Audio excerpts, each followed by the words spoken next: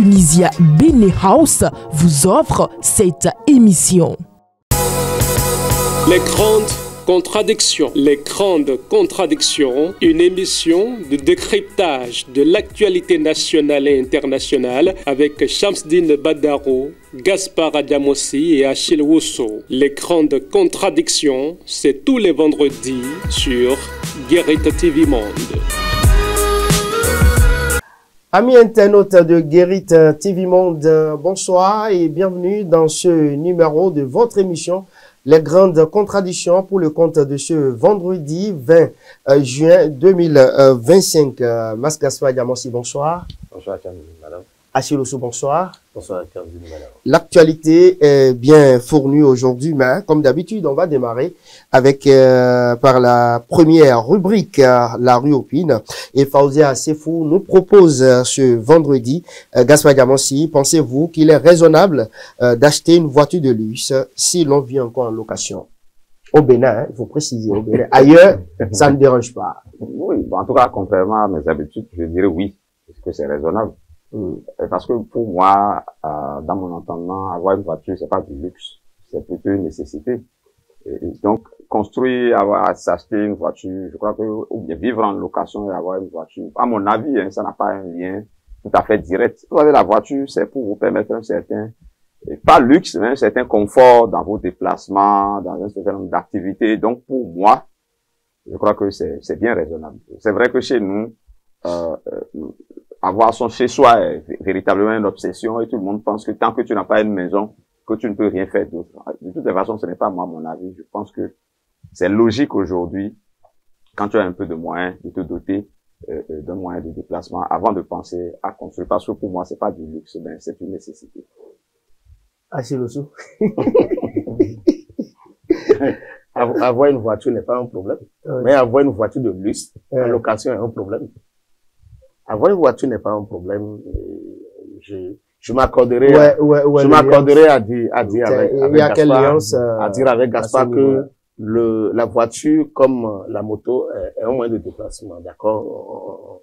On doit en disposer. On en a besoin. Et surtout lorsque vous êtes donc dans un certain métier, cela vous oblige dans une certaine activité. Cela vous oblige donc à vous donner ce minimum de confort. Mais avoir une voiture de luxe, puisque c'est la question, est un véritable problème. Pourquoi? Un véritable problème parce que le regard social ou sociologique chez nous voudrait que lorsque vous avez les moyens pour vous installer, c'est-à-dire pour construire votre maison, vous ferez mieux de le faire avant donc de passer à une voiture de luxe. C'est pourquoi je pense que le trop-plein qu'on met donc dans l'achat de la voiture de luxe, on pouvait mettre ça de côté pour commencer à faire quelque chose en attendant donc de changer, en fait, de changer donc de gamme. D'accord? On ne refuse pas de se donner du plaisir, de se faire du plaisir de se donner du luxe.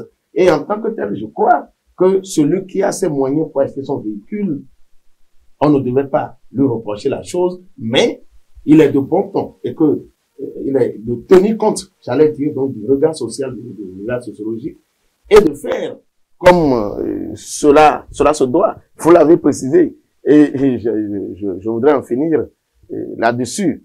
Ici, ça gêne. Ailleurs, ça peut ne pas gêner.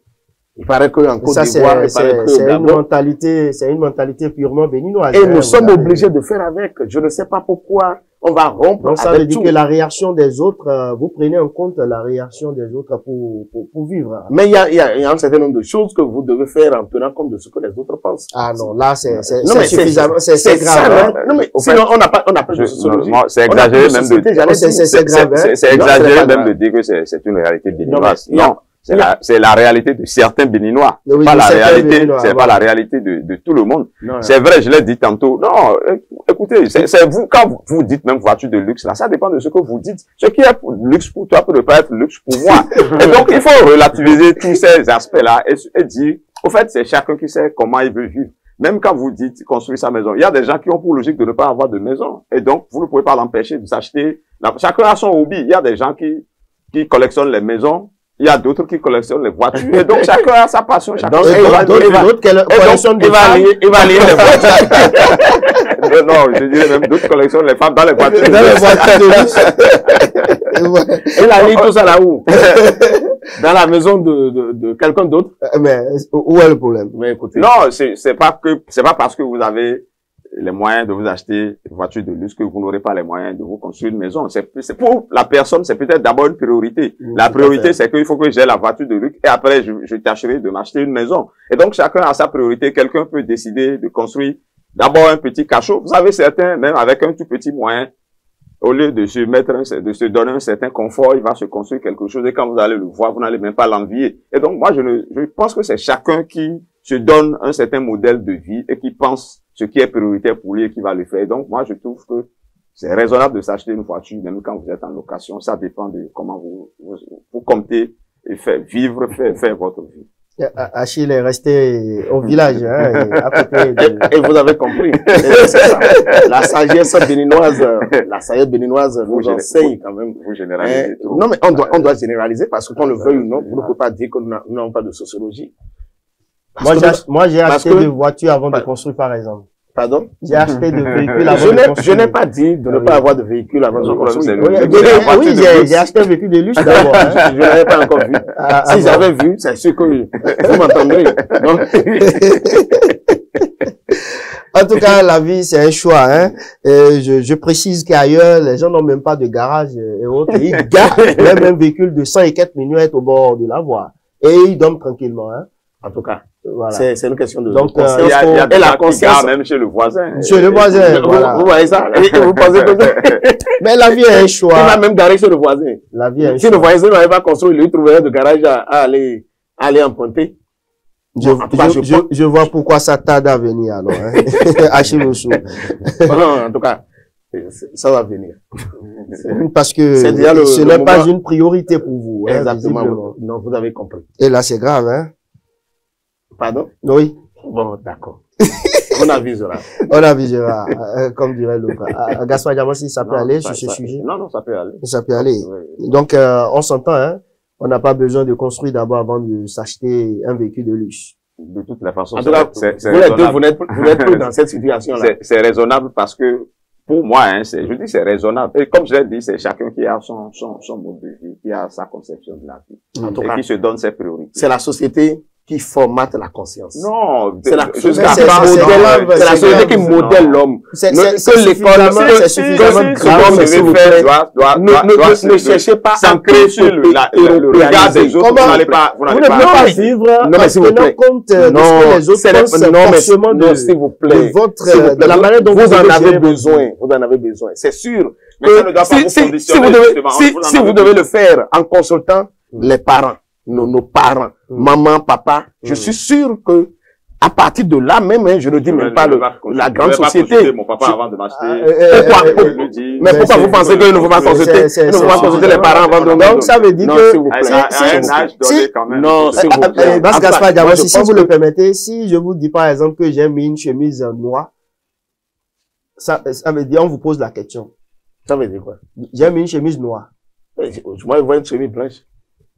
Ça veut dire que il y a une contradiction dans votre raisonnement. Mais comment ça? On va en parler après l'émission. Bon, en réalité, c'est un raisonnement philosophique. C'est le philosophe. Ah, d'accord. Comme l'autre.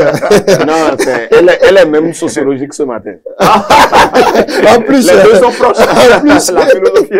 Non. C'est une réflexion sociologique que nous ne pouvons pas ne pas faire avec. Vous faites que les gens insultent les philosophes de la République. Attention.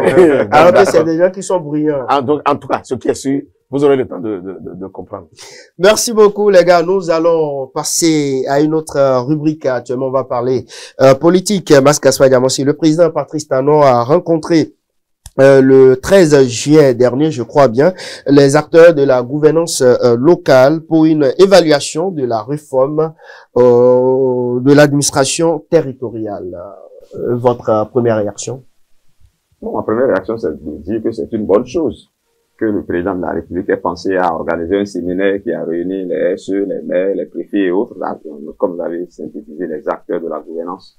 Donc, pour faire une évaluation de la mise en œuvre de la réforme de l'administration territoriale, parce que le moins qu'on puisse dire, c'est qu'il y a quand même un certain nombre de problèmes par rapport à la mise en œuvre de cette réforme-là. Et donc, il était temps de s'arrêter, de faire une évaluation, même si on n'a pas arrêté le fonctionnement des mairies. De toutes les façons, vous avez vu, il y a un certain nombre de choses qui ont été dites, il y a des observations qui ont été faites. Et ce qui est heureux, c'est que ces observations ont été plus ou moins prises en compte, en tout cas dans certains de ces aspects, puisque le dernier Conseil des ministres est allé plus loin dans un certain nombre d'aspects. Par exemple, la désignation des SE a été légèrement modifiée. Il y a eu également d'autres décisions liées à la passation des marchés et autres. Et donc, je crois que c'est une avancée, puisque le fait que le chef de l'État ait réuni ces acteurs-là, ça permet de mettre le doigt quelque part là où les choses ne vont pas bien, et ça permet déjà de corriger. Moi, je dirais donc que c'est une excellente chose d'avoir tenu cette rencontre-là. Achille Osso. Bon, moi, j'ai à la fois un regret et une satisfaction. Hein.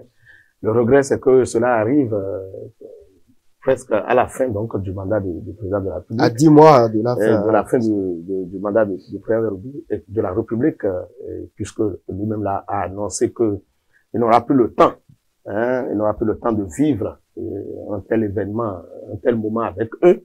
Alors, est-ce qu'en 10 mois, on peut arriver aujourd'hui à remettre, à corriger les choses qui ont été dénoncées, qui ont été regrettées, et dont on a souhaité donc que cela soit refait, je ne sais pas. Donc, cela serait le souhait que le chef de l'État constate vraiment, hein, avant son départ, que ces réformes, hein, de la gestion de l'administration territoriale de notre pays ont vraiment porté leurs fruits avant de partir. C'est le seul regret que j'ai. Bon, c'est vrai qu'il a annoncé un séminaire gouvernemental qui va se pencher donc sur ces questions-là pour certainement prendre des résolutions. Nous allons voir dans leur mise en application ce que ces résolutions seront. En tout cas, attendons. Mais même avant l'organisation du dit séminaire, déjà hier, déjà avant-hier, le mercredi dernier, le chef de l'État en Conseil des ministres a autorisé à l'avenir les maires à procéder, à choisir au moins 3 SE, tirage au sort. Mais le maire a désormais la possibilité de choisir qui il veut parmi les 3. Bon, voilà. C'est déjà. Je crois que c'est un petit pas. Ouais. C'est un petit pas. Bon, maintenant les SE ne sont pas des pierres de rechange. On les change pas à tout de bras. Ce n'est pas comme les pièces des véhicules que on peut amener chez le mécanicien pour changer du jour au lendemain. C'est lorsque quelqu'un est défaillant qu'on le change. Bon, est-ce que avec tout ce qui se passe aujourd'hui, un SE peut encore se permettre donc d'être radié? Je ne sais pas. Parce que c'est quand on aura cette possibilité-là que les maires auront aujourd'hui la possibilité de choisir parmi 3. Avant, ils choisissaient 3, mais c'est le premier qui s'imposait, et c'est lorsque le premier démissionne qu'on passe au second et qu'on passe au 3, ainsi de suite. Donc aujourd'hui, que le maire a la possibilité de choisir parmi les 3, c'est déjà une avancée. Bon, mais c'est pratiquement la fin comme je le regrettais. Mais ma satisfaction, c'est que, qu'on le veuille ou non, c'est arrivé. C'est arrivé, et cela s'est déroulé dans un climat de décrispation ou de confiance, où les maires ont eu la possibilité de dire ce qu'ils ont sur leur cœur. Et le chef de l'État a été attentif ou a été à l'écoute, donc, de ces préoccupations des élus communaux. Je crois que c'est ça la satisfaction. Donc, les problèmes ont été posés et c'est déjà important. Ça permet donc de savoir que on a fait les réformes et on ne devrait pas penser que telles que les réformes ont été pensées, que tout marche. Et donc, à un moment donné, on a été obligé donc de s'asseoir, on a été obligé donc de discuter, on a été obligé donc de revoir, de chercher à revoir un certain nombre de choses. Donc, c'est déjà une satisfaction. Et je crois que si les choses, en 10 mois, pendant les 10 mois qui restent, si les choses peuvent bouger un peu, peuvent changer un peu, peut-être que ceux qui viendront après le chef de l'État, que ce soit de la mouvance ou que ce soit de l'opposition, ils feront confiance donc à ces réformes-là et ça va permettre au pays de garder sa ligne en matière donc de la dynamique de développement. De développement. À Gaspard Diamossi, Patrice Talon, et quelques jours seulement après cette rencontre, les lignes bougent déjà. Hein. Non, c'est comme je l'ai dit tantôt, c'est une bonne chose. De toutes les façons, c'était nécessaire qu'il y ait cette assise-là, parce que je l'ai dit, aucune humaine n'est parfaite, et donc il était temps de s'asseoir. C'est pas parce que tout ce qui se faisait était mauvais. D'ailleurs, le chef d'État a réaffirmé le principe de rester dans cette réforme, mais de corriger ce qui peut être corrigé. Je crois que c'est dans ce sens qu'il faut voir ce qui a déjà été fait en Conseil des ministres le mercredi dernier, où des points ont déjà été touchés. Non, comme je ne suis pas tout à fait d'accord avec Achille Rousseau, parce que les SE ne sont pas non plus inamovibles, ils ne sont pas SE éternellement. Donc, il y a un mandat. Et donc, c'est pour les prochains qui seront désignés SE au moins, les maires auront ce choix-là de tirer 3 personnes et de choisir une personne parmi les 3. Je crois que c'est déjà une avancée par rapport à un certain nombre de reproches, parce qu'avant, c'était un tirage global où tu prends qui tu ne connais pas. Au moins ici, si tu as le choix entre 3 personnes, tu peux peut-être avoir retrouver avec pourquoi pas quelqu'un de commode. Et en dehors de ça, je crois que dans la mise en œuvre des actions de l'État central dans les communes, il a été retenu également de faire en sorte d'associer de plus en plus les maires. Je crois que c'est autant d'avancer par rapport à ce qui se faisait et par ailleurs. Donc c'était essentiel, n'est-ce pas, que ces acteurs-là se retrouvent.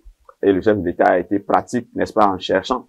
C'est vrai qu'il y aura un séminaire gouvernemental qui va se pencher davantage sur les décisions qui ont été, enfin, sur les recommandations qui ont été faites.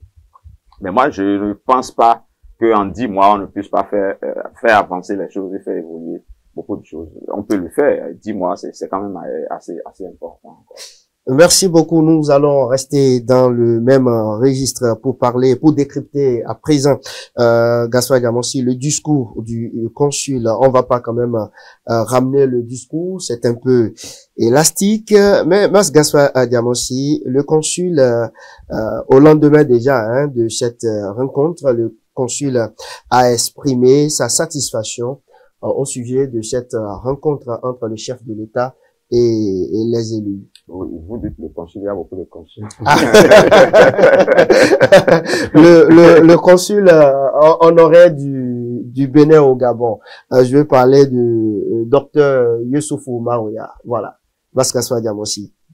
Oui, c'est vrai que le consul Youssoufou Marouya, consul honoraire du Bénin au Gabon, a voulu quand même opiner sur cette rencontre du chef de l'État avec les acteurs de la gouvernance locale. Et c'est dans un premier temps, il faut mettre, n'est-ce pas, cette réaction-là à son crédit.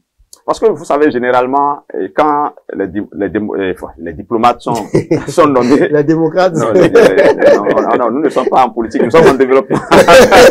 Allez-y. Donc, quand les diplomates, généralement, sont nommés, c'est peut-être une impression que j'ai, mais l'impression, c'est qu'ils se coupent de leur pays, de l'actualité de leur pays. Ils se déconnectent, je vais dire, de l'actualité de leur pays et ne réagissent plus par rapport à ce qui se passe à l'intérieur de leur pays. Alors qu'en réalité, vous êtes en mission à l'extérieur, ça ne veut pas dire que tout ce qui se passe dans votre pays doit vous devez être indifférent à ça. D'abord, c'est en cela que moi je salue la réaction du consul honoraire du Bénin au Gabon, docteur Youssoufou Marouya, qui a donc un regard sur son pays, qui suit tout ce qui se passe.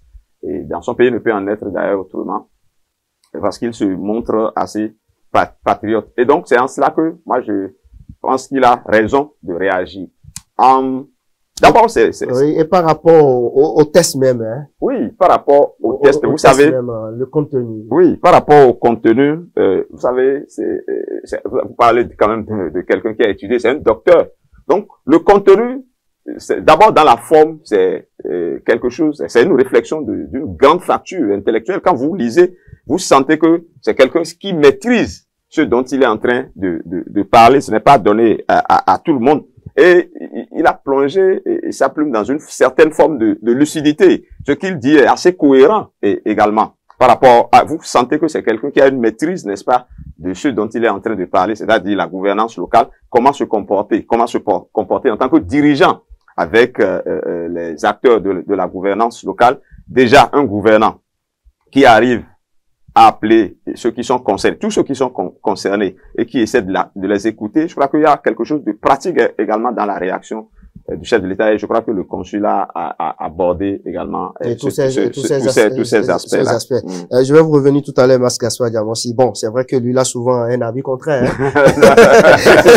Non, face à ce qui est Probant, pratique, je verrai ce qu'il me dit, il fera la philosophie. Aujourd'hui, là, dans la socio... La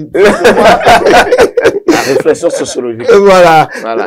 Achille Osso, par rapport à ce discours du docteur Yessoufou Marouya, Je vais vous faire du commentaire philosophique maintenant. Ah oui, allez-y. Voilà. Vous avez la parole. Exactement. Donc, vous parlez du test, le test du consul que j'ai lu et relu. D'abord, Gaspard a dit tout à l'heure, c'est une plume très digeste.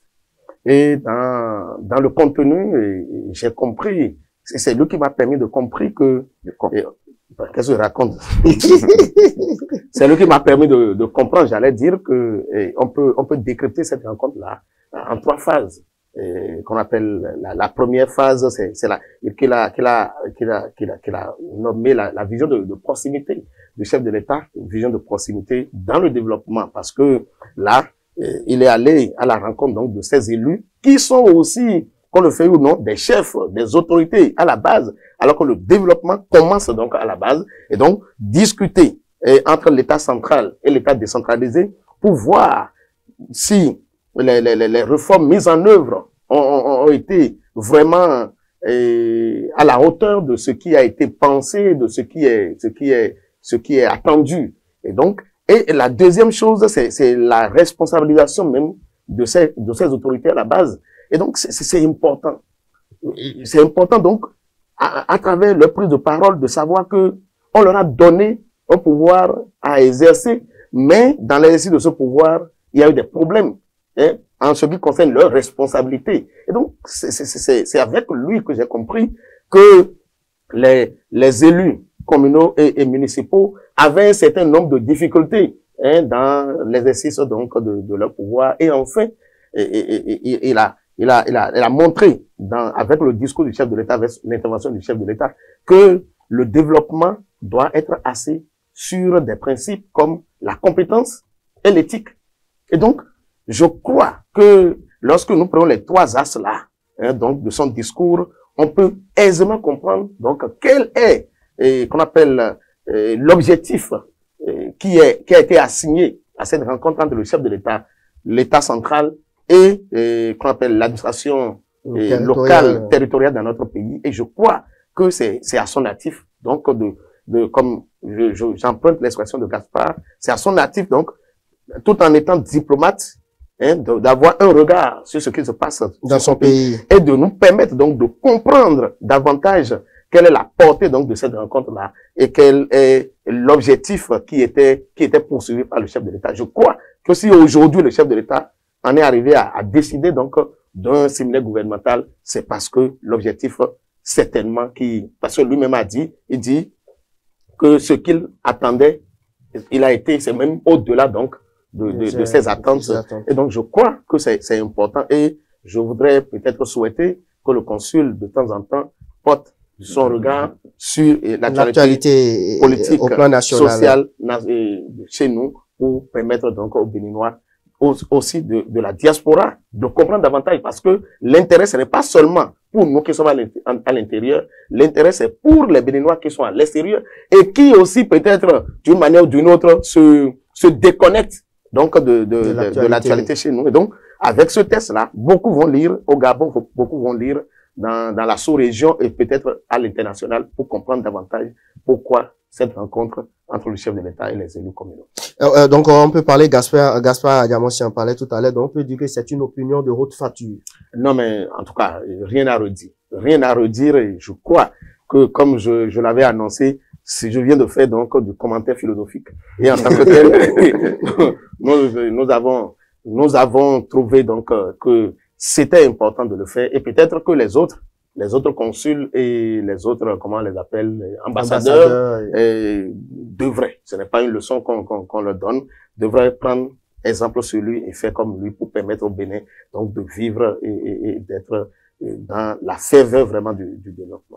Gaspard Diamonsi, donc Achille Osso invite les autres à emboîter, donc à suivre les traces du docteur Yessoufou Marouya en ce qui concerne l'actualité ou en matière de réduction du compte et autres. Oui, qui lui emboîte le pas, bon, c'est peut-être une bonne chose. mais qui nous produisent également des opinions, des réflexions de cette facture-là, de cette haute facture, qui décrypte comme il faut la méthode, la vision du chef de l'État par rapport à des sujets donnés. Dans le cas d'experts, nous sommes en train de parler de l'administration territoriale et la réflexion tend à montrer, en plus de la méthode et de la vision du chef de l'État, sa proximité, n'est-ce pas, avec ceux qui l'ont mandaté. Et donc, c'est d'abord ça qu'il faut comprendre. Mais attention, moi, je ne souhaiterais pas comme Achille. Oui, je lui conseille de continuer à produire ces genres d'opinions qui nous révèlent un certain nombre d'aspects de la gouvernance de notre pays. Mais attention, moi, je ne souhaite pas qu'il aille sur l'aspect politique, parce que Achille a dit politique, sociale et autres. Non, si c'est politique, c'est vrai que tout à l'heure, on s'entend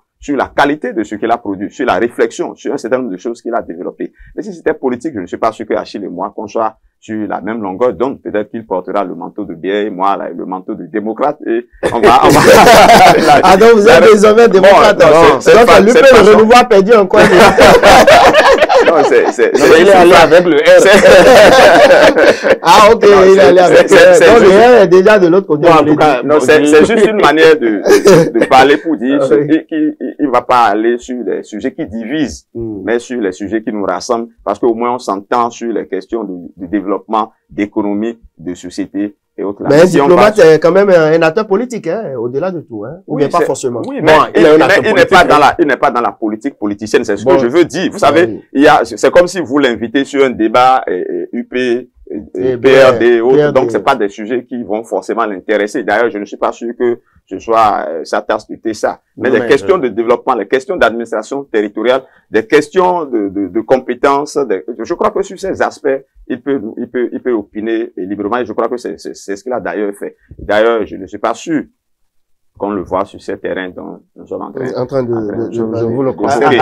Et donc, on a parlé. Est-ce qu'on a besoin d'inviter les autres diplomates à lui embattre? C'est naturel, n'est-ce pas?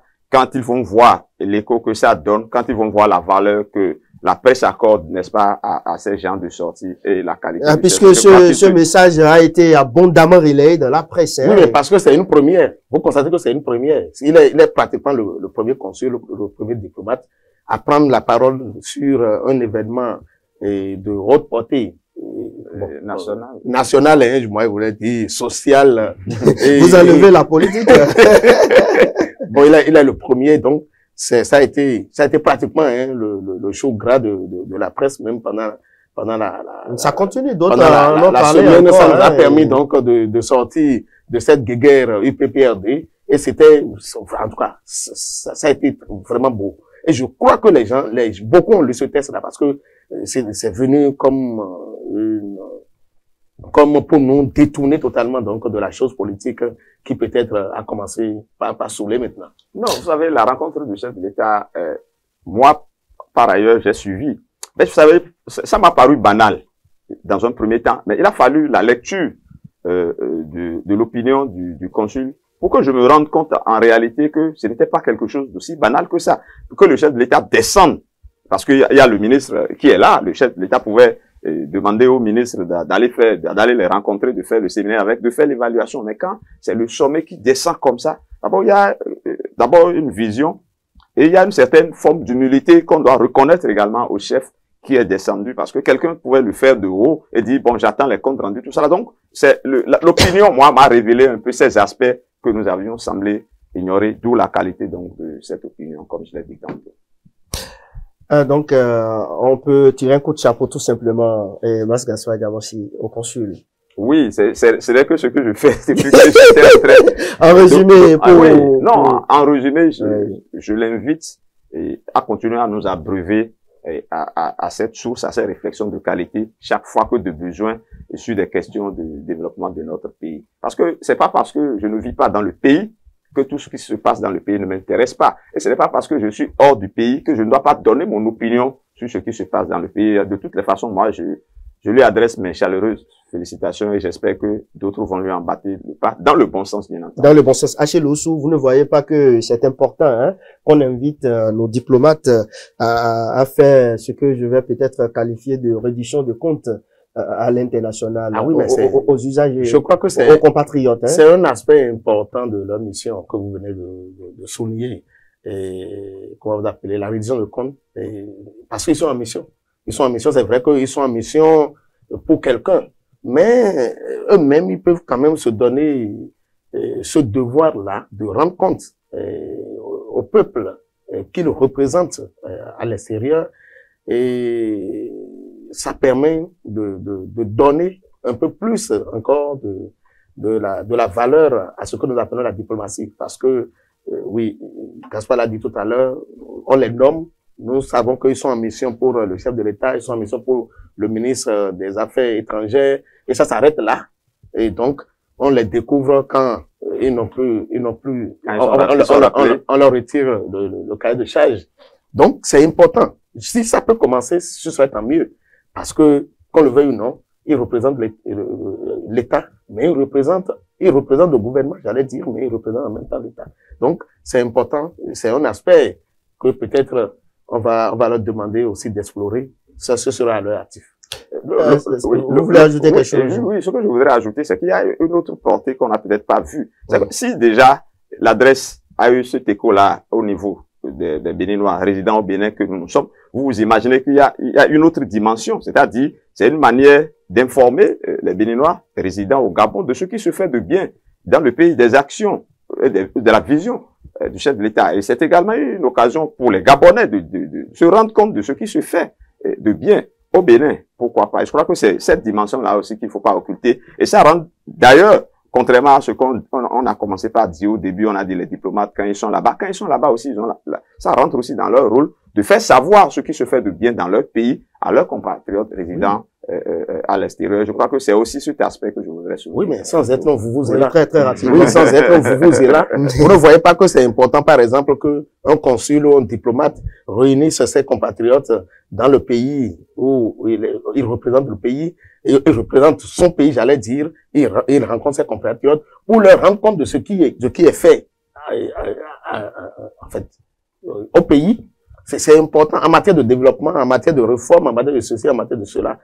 Ce n'est pas, par exemple, quand les gens sont dans le besoin donc d'aller renouveler le passeport, qu'ils arrivent et on commence par leur dire que ben, désormais ça se passe comme ceci, que ça se passe comme cela. Je crois que c'est des aspects importants sur lesquels, bon, je ne sais pas s'ils le font, mais s'ils ne le faisaient pas, il faut que peut-être nos diplomates travaillent de manière donc à amener leurs compatriotes à être connectés, totalement connectés à leur pays. C'est important. Nous ne savons pas quel est le contenu de leur cahier de charge. Nous ne faisons que... Ils maîtrisent, ils ont les cahiers de charge. Nous donnons nos opinions par rapport à ce qu'ils doivent faire. Ils n'ont pas besoin de nous communiquer les cahiers de charge.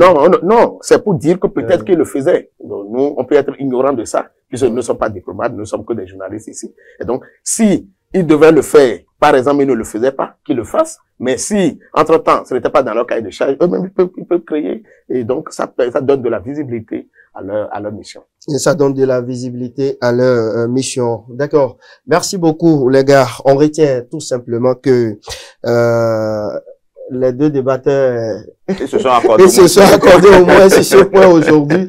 Il y a un sujet qui vient et je vais rire un peu tout à l'heure.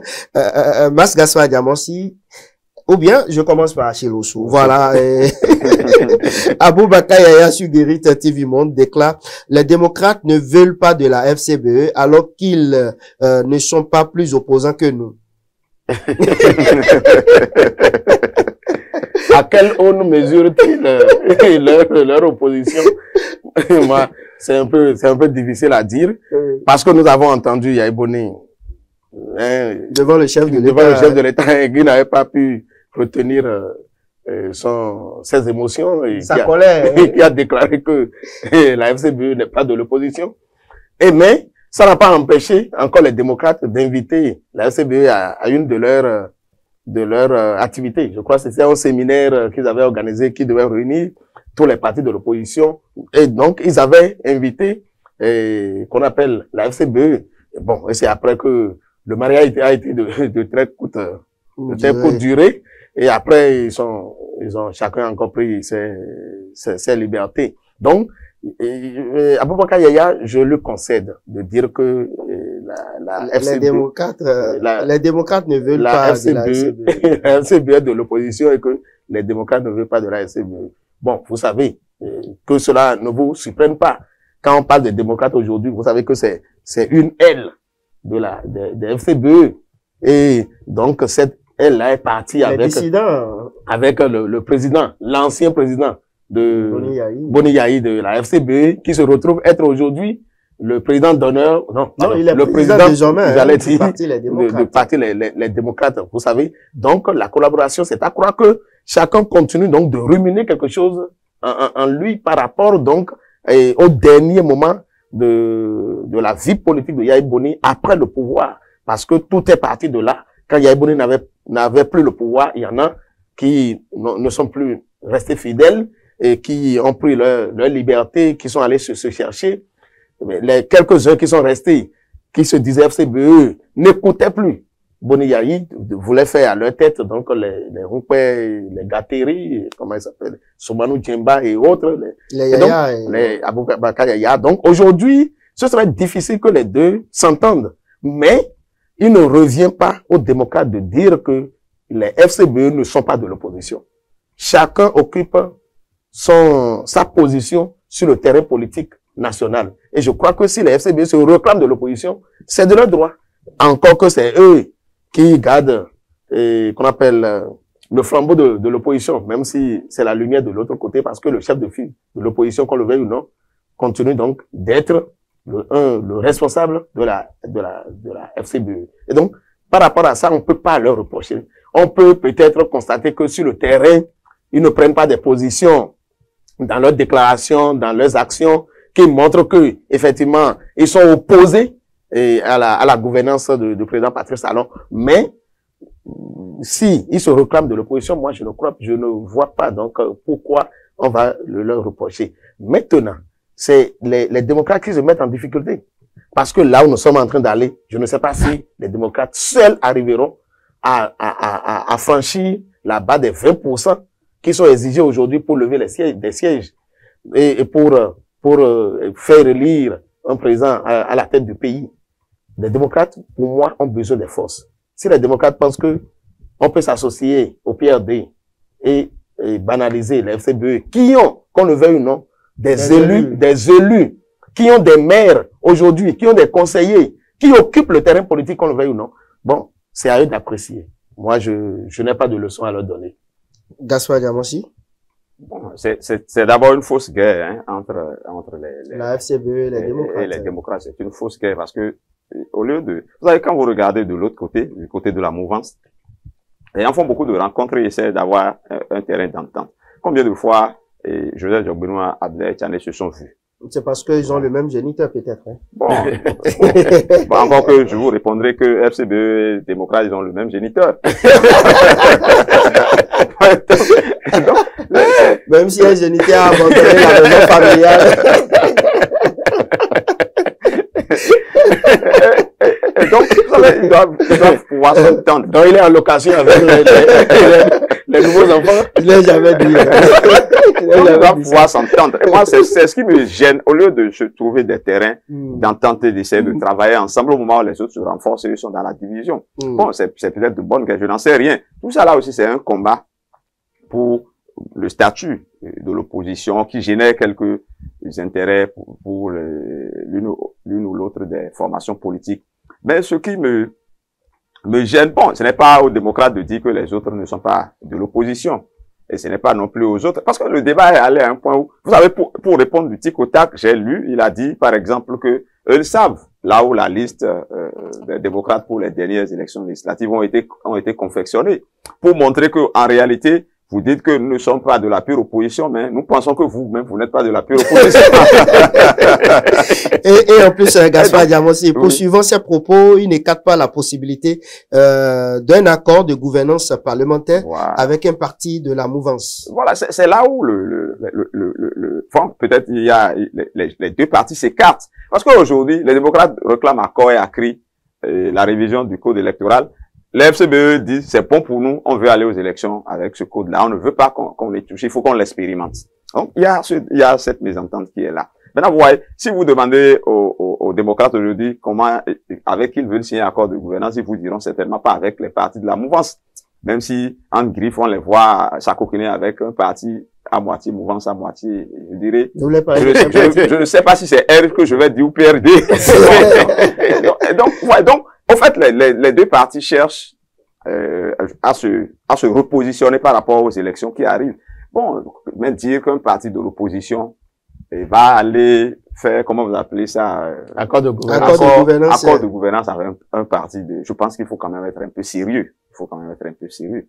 Et on ne va pas aller à l'Assemblée nationale à tous les coups, à tout prix. Je crois qu'il faut essayer, quand vous dites que vous incarnez l'opposition, faites l'effort de ne pas tromper votre électorat et soyez dans la ligne de cette opposition que vous incarnez. Sinon, on ne pourra plus voir la différence nette entre la mouvance et l'opposition. J'ai l'impression que c'est ce à quoi nous assistons actuellement, parce que quand les deux partis se jettent la pierre, on se dit, mais finalement, qui est de l'opposition dans le pays? Si les FCBE accusent les démocrates de ne pas être de la pure opposition et que de l'autre côté, les démocrates aussi accusent les FCBE de ne pas être de la pure opposition, c'est comme au moment de la révolution, enfin au moment de la guerre mondiale, ce qu'on appelle collabo. Apparemment, les deux partis collaborent. En sourdine. En sourdine. Acheloussou. Non, mais. Il n'écarte pas la possibilité d'un accord de gouvernance parlementaire. Oui, mais on dit qu'en politique, il n'y a pas de rivalité. Il n'y a pas de deux droites parallèles se rencontrent en politique. Et donc, c'est en politique que il n'y a pas d'irrationnel à ce qu'il paraît. Donc, aujourd'hui, qu'on dise que il peut être possible que avec la mouvance, la FCBE arrive à s'entendre pour aller aux élections. Pour moi, ça ne me surprend pas. Ce n'est pas pour la première fois que ça se passe au Bénin. Nous avons vu le PRD ici totalement opposé à la gouvernance de Boni Yayi. Mais au soir donc du mandat de la gouvernance du président Boni Yayi, nous avons vu la FCBE et le PRD soutenir le même candidat pour la dernière, enfin, je dirais pas la dernière, pour la présidentielle de 2016. Et à la surprise générale de tout le monde. Et à partir de là, je ne sais pas ce que vous allez reprocher aujourd'hui, comme le fait d'Ali Gaspard à la FCBE, parce que si déjà ils sont rejetés par ceux qui devraient les chouchouter, je ne vois pas. Vous voulez les tuer, les armes à la main, parce que là, ils sont encore présents sur le terrain politique. Et je crois que le peu qu'ils ont, ils doivent aller défendre ça. Et aller à l'Assemblée à tous les coups, en politique, il n'y a pas, l'essentiel est que on arrive, tous les moyens sont bons, hein. Tous les moyens sont bons à ce qu'il paraît. Tous les moyens sont bons. L'essentiel est que l'objectif visé soit atteint. Nous sommes à la fin de cette émission pour aujourd'hui, mais le baromètre de la semaine qui monte. Le baromètre, je voudrais, ne soyez pas jaloux, faire monter. Je suis dubitatif, mais je vais faire monter pas le consul. Non, je fais monter le consul. Je suis dubitatif parce que le séminaire gouvernemental aussi, on pouvait quand même mettre ça en épée. Non, c'est mais ce qui est vraiment nouveau là, c'est l'acte posé par le consul et je crois que c'est lui qui monte. Et qui descend? Je vais dire les démocrates, les démocrates qui ne se donnent pas tous les moyens, parce qu'en politique, il faut se donner tous les moyens pour atteindre le but visé, qui ne se donnent pas tous les moyens, même si la FCBE est mauvaise. Si elle peut déjà apporter quelque chose pour que on puisse bouger les lignes, c'est tant mieux. Moi, je ne sais pas sur quoi il compte, parce qu'on pense que il faut mettre n'importe qui contre la mouvance aujourd'hui et on va battre. La politique, ce n'est pas 1+1. Donc, en tout cas, je finis par dire que je n'ai pas de leçon à leur donner quand même. Qui monte? Oui, avant ça, je vais faire un petit commentaire. Le nombre de fois où Achille a fait descendre les démocrates dans cette émission-là, si ça devait avoir de l'effet, les démocrates auraient disparu.